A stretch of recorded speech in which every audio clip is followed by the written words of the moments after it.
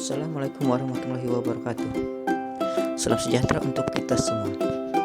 Baiklah, pada kesempatan kali ini saya akan mempresentasikan perencanaan pembelajaran dengan menggunakan Understanding by Design atau UBD, model backward design pada tahap perencanaan pembelajaran. Seperti yang kita ketahui, perencanaan pembelajaran yang baik dan efektif sangat penting untuk mencapai tujuan pembelajaran yang diinginkan. Oleh karena itu, saya akan memaparkan tentang UBD sebagai salah satu model perencanaan pembelajaran yang dapat membantu kita merancang pembelajaran yang sesuai dengan kebutuhan dan kemampuan peserta didik. Melalui UBD, kita dapat merancang pembelajaran yang berorientasi pada hasil yang ingin dicapai. Mari kita bersama-sama membahas lebih dalam tentang UBD, perencanaan pembelajaran. Pengertian: Understanding by Design atau UBD adalah kerangka perencanaan pembelajaran dengan menggunakan metode backward design. Prinsip dari pendekatan ini adalah merancang kurikulum dari belakang yang berbeda dari perancangan pembelajaran pada umumnya. Backward design dimulai dari tujuan pembelajaran yang diinginkan dengan menggunakan materi pembelajaran dan bukti pembelajaran, serta merancang kegiatan dalam kurikulum dengan cara yang dapat mendorong siswa secara intelektual. Rencana pembelajaran melibatkan menentukan metode pengajaran, urutan pembelajaran, dan sumber materi pembelajaran untuk mencapai hasil belajar yang diinginkan. Tujuan yang jelas membantu guru untuk fokus pada rencana dan membimbing tindakan yang bertujuan untuk mencapai hasil yang diinginkan. Dalam pendekatan UBD, rencana pembelajaran mengikuti kerangka Where-to. Kerangka Where-to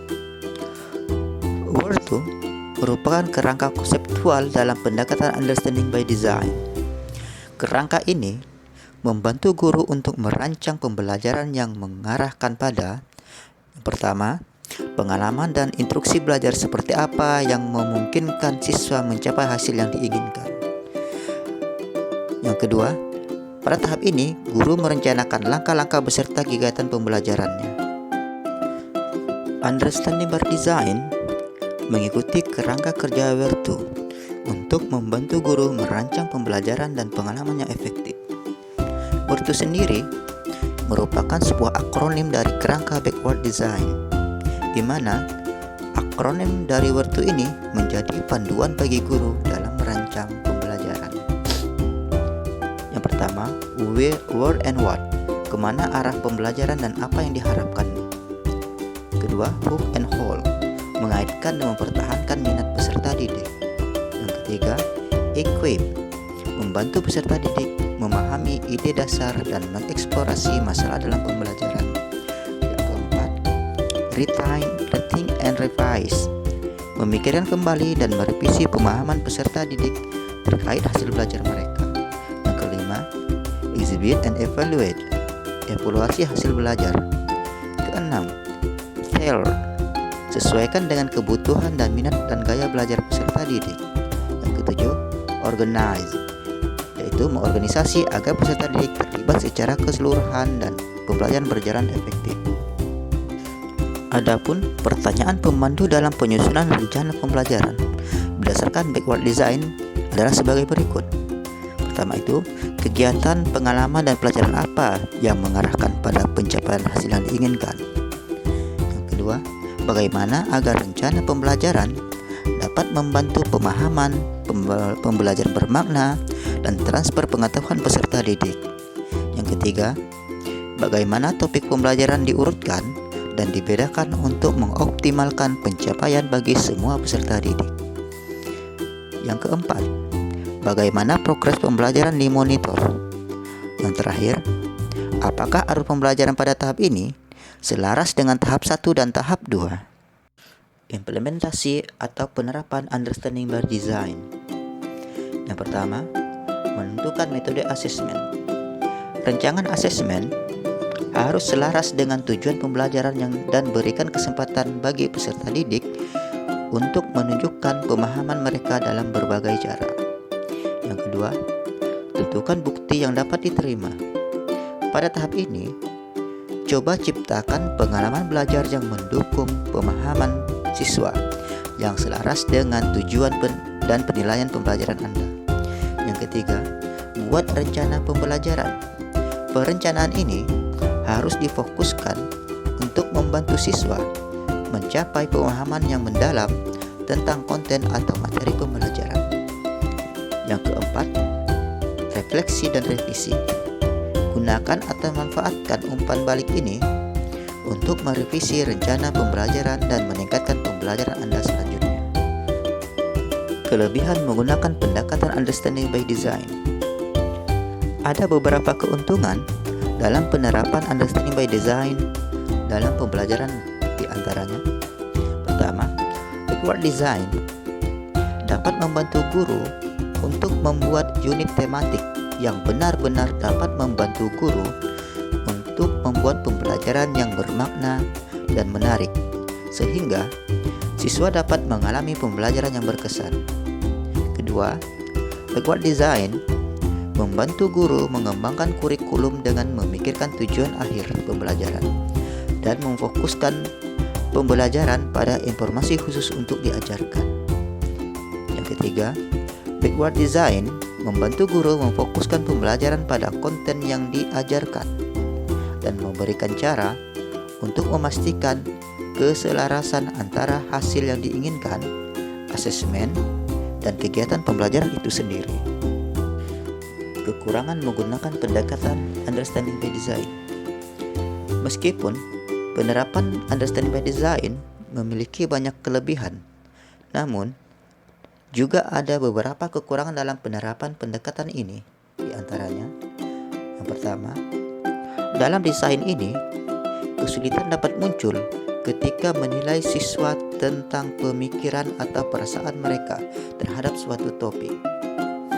Yang kedua, understanding by design juga membutuhkan lebih banyak waktu untuk diterapkan, karena salah satu tujuan understanding by design untuk mengembangkan pemahaman siswa secara mendalam mengenai suatu topik. Yang ketiga, desain ini adalah proses yang berkelanjutan, sehingga harus selalu dikontrol dan ditinjau secara teratur dan berkesinambungan. Tahap 3 dalam understanding by design. Rencana pembelajaran. Pertama, where atau di mana unit pembelajaran, dan what, apa yang diharapkan. Bantu guru mengetahui where, di mana siswa berasal, meliputi tingkat pengetahuan atau pemahaman peserta didik sebelumnya, minat mereka, dan lain sebagainya. Yang kedua, atau who, atau mengaitkan semua siswa dan whole atau memegang minat mereka. Yang ketiga, equip, atau melengkapi peserta didik, bantu mereka experience atau mengalami, merasakan ide-ide kunci, dan explore atau mengeksplorasi isu atau masalah terkait topik pembelajaran. Yang keempat, berikan kesempatan untuk peserta didik memikirkan kembali atau rating pemahaman mereka serta merevisi pemahaman mereka. Yang kelima, evaluate atau evaluasi hasil pembelajaran mereka. Yang keenam, tailor atau disesuaikan dengan kebutuhan minat dan kemampuan peserta didik. Yang ketujuh, organize atau terorganisasi untuk memaksimalkan keterlibatan awal dan berkelanjutan. Penerapan understanding by design dalam rencana pembelajaran. Dalam tahap ini, kami mencoba menerapkan understanding by design dalam materi degree of comparison atau kompetisi dasar 3.9 dan kompetisi dasar 4.9 di kelas 8 jenjang SMP. Untuk menguji kemampuan awal peserta didik, guru mengajukan beberapa pertanyaan yang berkaitan dengan tingkat perbandingan antara satu benda, orang, sifat, dan lainnya yang sering dijumpai dalam kehidupan sehari-hari, seperti mendistribusikan perbedaan postur tubuh peserta didik di kelas. Selanjutnya, atau mengaitkan kemampuan awal peserta didik terkait tingkat perbandingan antara suatu benda, orang, sifat, dan lainnya yang mereka jumpai dalam kehidupan sehari-hari. Dengan konsep yang akan dibahas, seperti mendeskripsikan perbedaan postur tubuh peserta didik di kelas. Kemudian, equip atau membantu siswa terkait pemahaman dasar terhadap perbandingan antara suatu benda, sifat orang, dan lainnya, berupa materi, definisi, dan contoh-contoh terkait yang dekat dengan lingkungan sekitar peserta didik, dengan penerapan langsung seperti membuat kalimat perbandingan. Selanjutnya, R. Memberikan umpan balik terkait pemahaman peserta didik terkait dengan materi perbandingan antara suatu benda, sifat, orang, dan lainnya, untuk mengukur sejauh mana pemahaman peserta didik terhadap materi yang telah diajarkan, dan memberikan kesempatan untuk memperbaiki pemahaman peserta didik terkait dengan pembelajarannya. E. Atau evaluate, memberikan evaluasi terkait pemahaman peserta didik terkait dengan materi perbandingan antara suatu benda, sifat, orang, dan lainnya lewat terapan pembelajaran seperti membuat teks perbandingan. Selanjutnya T. Hasil evaluasi menjadi kunci untuk menentukan kemampuan peserta didik berdasarkan minat dan kebutuhan mereka untuk dibentuk menjadi kelompok belajar tertentu, agar dapat saling membantu dalam memahami pembelajaran dan meningkatkan hasil pembelajaran tersebut. Terakhir O. Atau organize, kelompok belajar yang telah dibuat akan menjadi kelompok berkelanjutan guna meningkatkan efektivitas proses pembelajaran yang telah terjadi di dalam lingkungan kelas mereka ataupun lingkungan mereka di rumah.